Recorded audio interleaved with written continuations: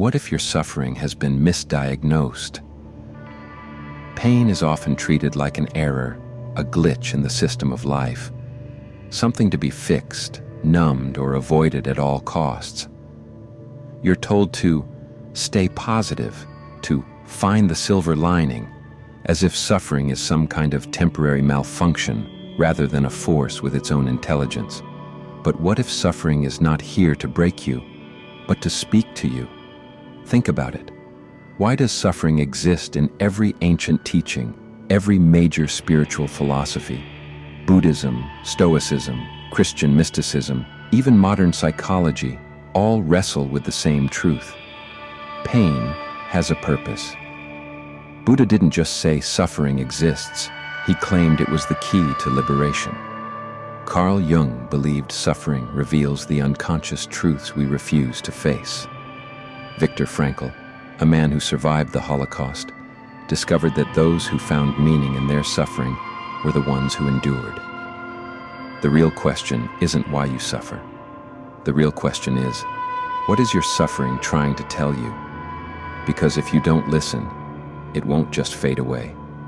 It will reshape you, whether you want it to or not. And that's where this journey begins. Suffering isn't a mistake. It's woven into the fabric of existence. But what if everything you were taught about pain is incomplete? Buddhism starts with a stark truth, dukkha, the unavoidable suffering of life. But what most people miss is that suffering itself isn't the problem. Attachment to suffering is.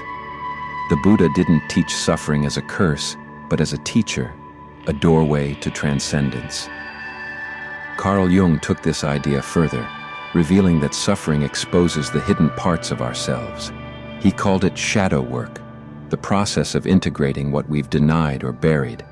The more we suppress pain, the more it controls us. But when we face it, we reclaim lost parts of ourselves. And then there's Eckhart Tolle, who describes suffering as the pain body, a cycle of stored trauma that repeats itself until it is brought into awareness. That anxiety you feel, that same heartbreak you keep reliving, it's not random, it's unresolved. These teachers weren't trying to help people escape suffering. They were revealing its real function, to wake you up. The question is, will you keep numbing it, or will you finally listen? Is suffering something we are doomed to endure, or is it something we unconsciously choose? Nietzsche once said, "He who has a why to live can bear almost any how." His words reveal a hidden truth. Suffering without meaning is unbearable, but suffering with purpose transforms you. This is the difference between suffering and struggle. Suffering is pain without direction, but struggle is the process of becoming something greater. Yet most people remain trapped in suffering, not because they must, but because they cling to it. They identify with their pain, replay their wounds, and wear their suffering like a badge. Why?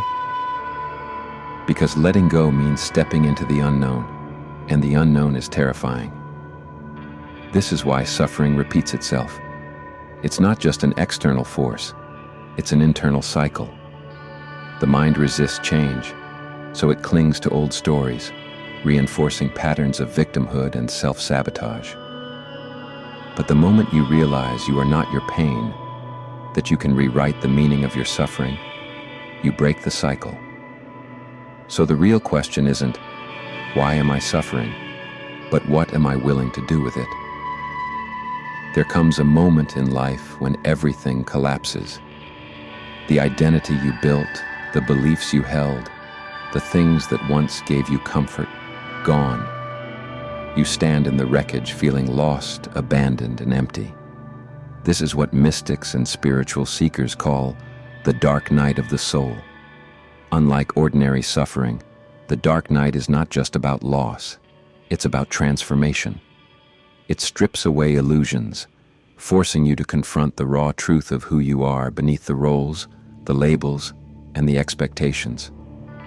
Pema Chodron describes this moment perfectly. Nothing ever goes away until it has taught us what we need to know. Throughout history, great spiritual figures have faced this test.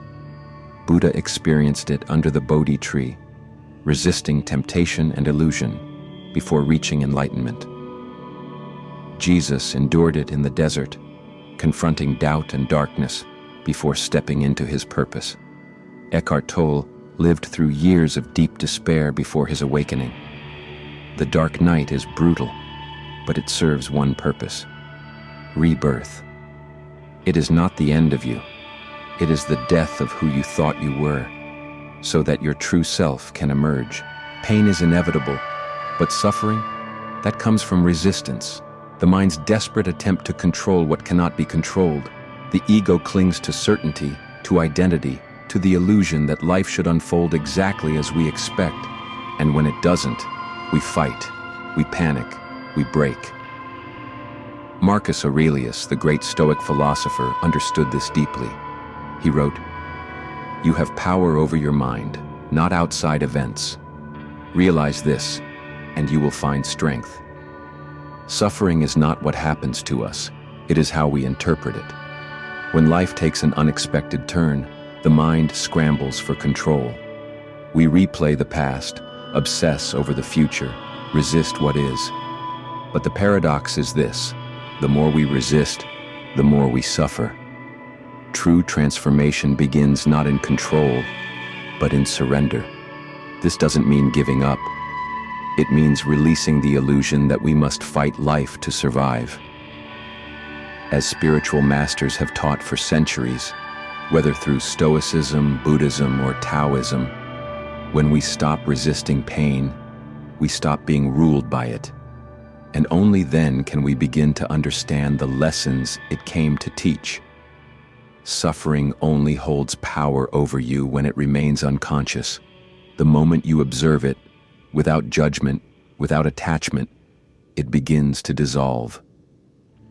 This is the power of awareness, to see pain, not as an enemy, but as a messenger. Michael Singer, author of The Untethered Soul, explains that suffering doesn't come from pain itself, but from our resistance to it. We cling to past wounds, replaying them like a broken record. We fight present challenges, labeling them as unfair. But what if pain was never meant to punish you? What if it was simply life asking you to wake up? Liberation doesn't come from avoiding suffering. It comes from shifting how you see it. Instead of asking, "Why is this happening to me?" ask, "What is this teaching me?" Instead of suppressing emotions, allow them to rise and pass through. Instead of fearing change, embrace it as an opening to something greater. True freedom is not the absence of pain. It is the ability to walk through it unshaken, knowing that no suffering is stronger than the awareness that observes it. Every moment of struggle, every wound you carry, has been asking you the same question. Will you remain trapped in resistance, or will you allow this pain to transform you? Suffering is not your fate. It is a doorway, a threshold between who you were and who you are meant to become. The teachings of Buddha, Jung, Eckhart Tolle, and Marcus Aurelius all point to the same truth. Pain does not come to destroy you, it comes to break you open. So ask yourself, what if the pain you're experiencing right now is not a punishment, but an invitation? An invitation to release old stories, to break free from unconscious patterns, to awaken. Now that you know this truth, the choice is yours.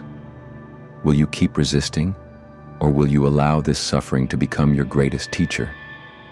Because transformation is not something that happens to you. It is something you choose.